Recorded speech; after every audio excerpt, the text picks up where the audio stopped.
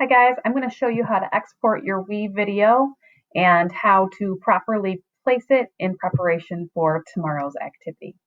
Okay, so you're inside of the WeVideo and this is the video that I'm going to be exporting. It's called TV1 and TV2.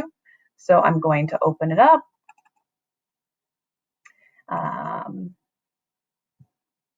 And I'm inside of it.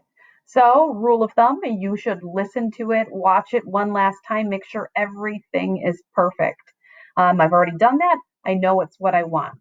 So what I'm going to do is I'm going to go up here to the top where it says finish. I'm going to click on this finish button. I'm going to check the HD 1280 720. And I'm going to click both of these buttons. One is WeVideo download, and the second one is going to be my Google Drive. And then I'm going to move that, and I'm going to click export.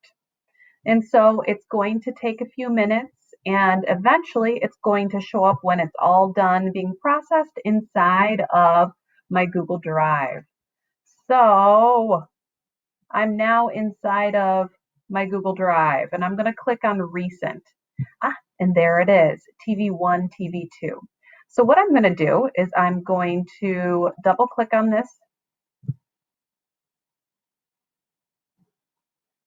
And here it is, wonderful. And it's working, that's great.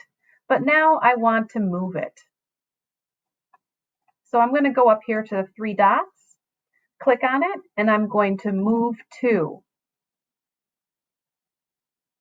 I'm going to go to my drive, and in your drive you have all of your classes preloaded for you. I'm going to look for the one that says English for Journalistic Expression.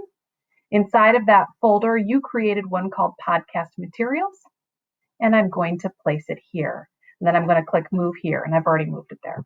And now it's in a folder that I have access to, or Miss Allure has access to, and it's going to make sharing a lot easier.